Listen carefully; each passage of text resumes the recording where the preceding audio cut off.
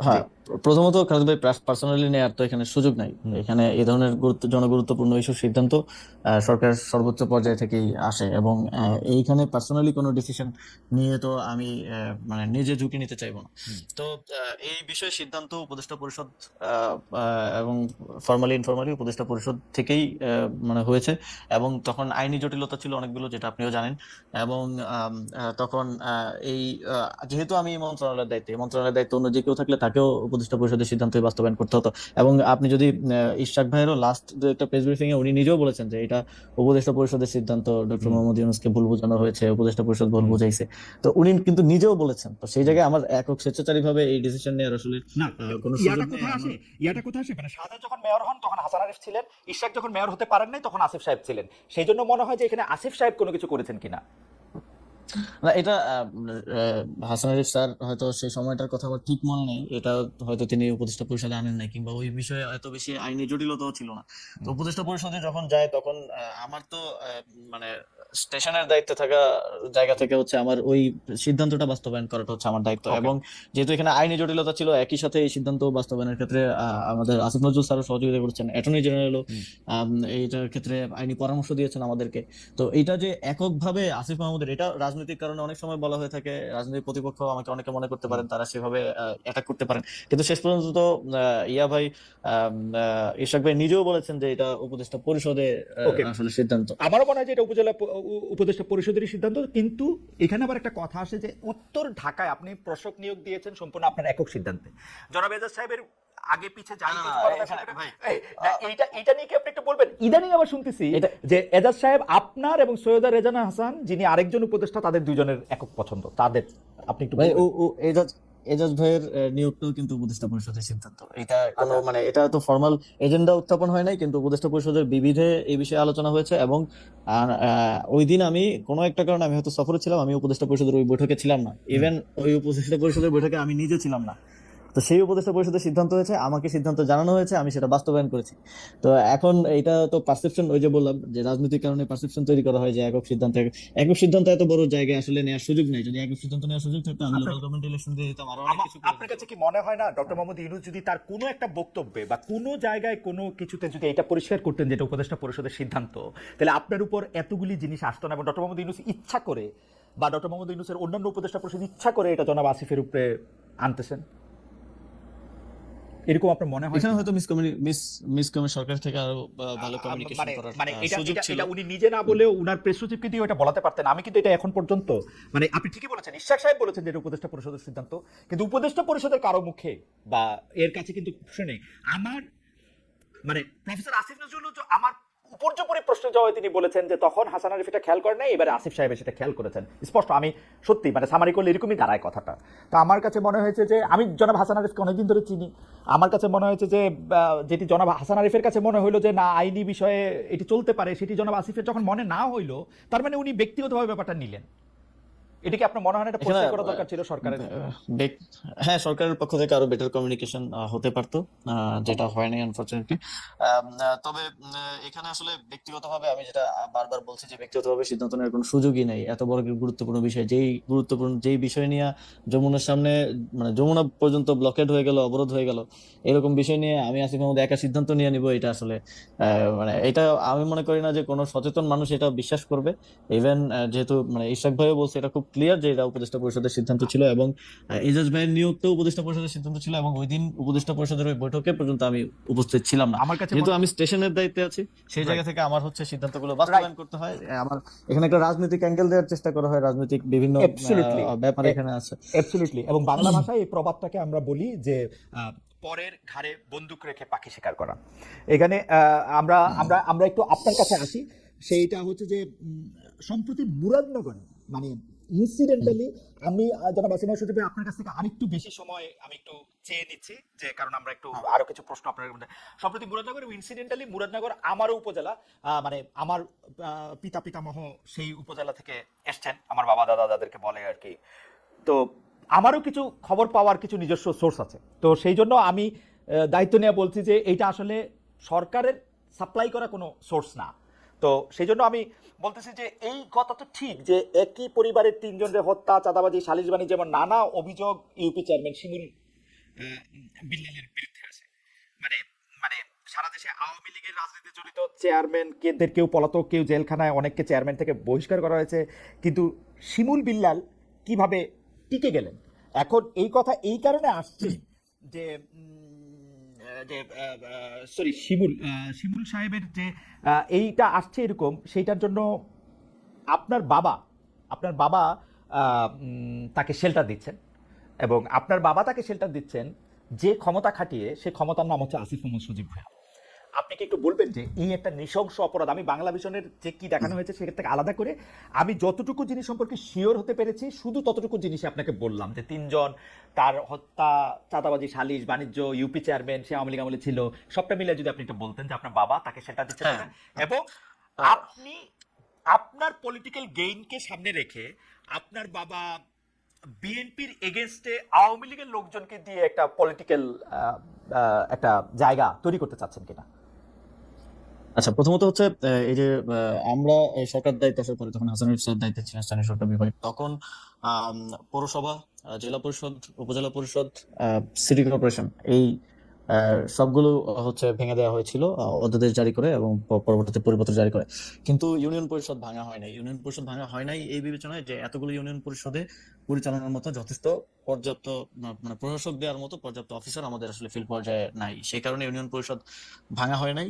এবং ইউনিয়ন পরিষদের ক্ষেত্রে যারা পলাতক ছিল, যেহেতু ভাঙা হয় নাই, অধ্যাদেশ পরিবর্তন হয় নাই, সেহেতু যে কাউকে যে কোনো সময় বের করে দেওয়ার সুযোগ নাই। যারা পলাতক ছিল তাদের ক্ষেত্রে স্পষ্ট উল্লেখ আছে 60 দিন স্টেশনে উপস্থিত না থাকলে তাকে বরখাস্ত করা যাবে। সেই প্রক্রিয়ায় অনেককে বরখাস্ত করা হয়েছিল। কিন্তু শিমুল বিল্লালের ঘটনা আমি পরবর্তীতে খোঁজ নিয়ে যতটুকু জেনেছি, তিনি স্বতন্ত্র প্রার্থী হিসেবে ইলেকশন করেছেন এবং তিনি 5 আগস্টের পরে পলাতক ছিলেন না একদিনের জন্য, তিনি স্টেশনেই ছিলেন। তো নিয়ম অনুযায়ী আসলে তাকে ইয়া করা হয় নাই। এবং এই যে একটা রিপোর্টে বলা হয়েছে যে সব ইউনিয়ন পরিষদ চেয়ারম্যানদেরকে অপসারণ করা হয়েছে, এটা সম্পূর্ণ মিথ্যা। এই সংক্রান্ত ইউনিয়ন পরিষদ অধ্যাদেশ তখন ইয়া করা হয়নি, তখন অ্যামেন্ডমেন্টও করা হয়নি এবং পরিপত্র জারি করা হয় না। ইউনিয়ন পরিষদগুলো আগের মতোই বহাল ছিল, শুধুমাত্র যারা পলাতক ছিল, স্টেশনে ছিল না, যাদের বিরুদ্ধে অনাস্থা এসেছে, আইন অনুযায়ী তাদেরকে একটা সেকেন্ড, অপসারণ মানে করা আপনি কি হয়েছে। বলতে চাচ্ছেন যে জনাব শিমুল বিল্লাল আওয়ামী লীগের রাজনীতির সাথে জড়িত ছিলেন না? আওয়ামী লীগের রাজনীতির সাথে জড়িত ছিল কিনা আমি জানি না, হ্যাঁ। তবে স্বতন্ত্র প্রার্থী ছিল এতটুকু আমি জানি। আচ্ছা।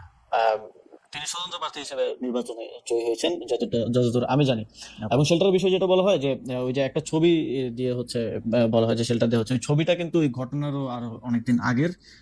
এবং ছবিটা দেওয়ার সময় খুব ক্লেভারলি ওই যে নিচে যে ডেট লেখা থাকে, অনেক ফোন দিয়ে ছবি তুলে ডেট লেখা থাকে, ওই ডেট এন্ড টাইমটা আসলে কেটে দেওয়া হয়েছে। আমার কাছে ওই ডেট এন্ড টাইম সহ ছবিটা আছে। হুম। তো আহ, এখানে একটা পারসেপশন তৈরি করা হয়েছে এই জায়গা থেকে। তো ঘটনা আমি স্থানীয় প্রশাসন, পুলিশ সবার সাথে কথা বলে যতটুকু জেনেছি, এই ঘটনাটা যেদিন ঘটে এবং বাদীর স্টেটমেন্টও আমি পেয়েছি যে যিনি ভিকটিম, তিনিও বলেছেন যে আগের রাতে 2টায় ওইখানকার যিনি বিএনপির উপজেলা যুগ্ম আহ্বায়ক এবং ওই ইউনিয়ন পরিষদের সাবেক চেয়ারম্যান, হুম। তার বাসায় ওই বৈঠকটা হয়, যে বৈঠকে আসলে হত্যার বা হামলা করার সিদ্ধান্ত হয়েছিল। শাহ আলম, তিনি কিছুদিন আগে অ্যারেস্ট হয়েছেন।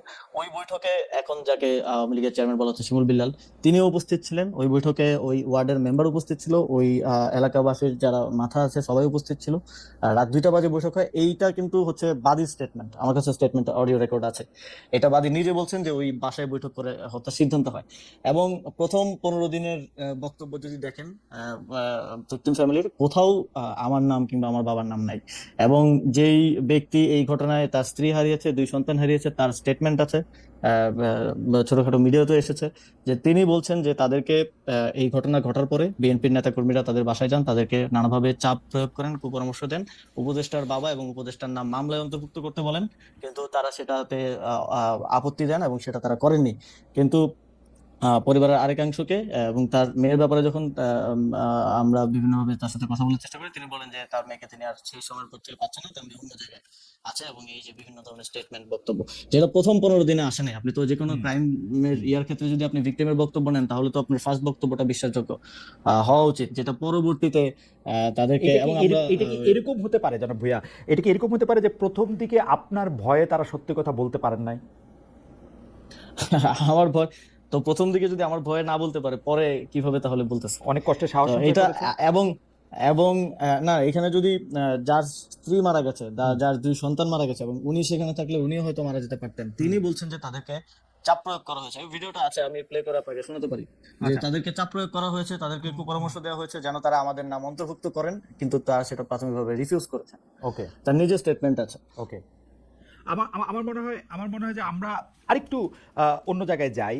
যে সম্প্রতি আপনার বাবা বিল্লাল হোসেনের বিষয়ে আরেকটা অভিযোগ এসেছিল, যেটা আপনি আসলে স্বীকার করেছেন, যে একটা ঠিকাদারি লাইসেন্স হওয়ার পর আপনি এটা বিব্রত হয়েছিলেন। আপনি বলেছিলেন যে সেটি আসলে একটি ভুল এবং এটি প্রত্যাহার করা হয়েছিল এবং তার এটিকে নিষেধ করা হয়েছে। কিন্তু আমরা দেখেছি যে একটা স্কুলের সহকারী প্রধান শিক্ষকের এক উপর অত্যাচার, যেটি আসলে মানে তাকে বিবস্ত্র করে অমানবিক নির্যাতন চালানোর কথা, তিনি এই অভিযোগ করেছিলেন যে বিল্লাল হোসেনকে 2014 সালে বহিষ্কার করা হলে তখন আমি ভারপ্রাপ্ত প্রধান শিক্ষক হয়েছিলাম, সেটাই বিল্লাল হোসেন অর্থাৎ আপনার পিতা, সেটাই তার আসলে এই মানে প্রতিশোধ নেয়ার কারণ।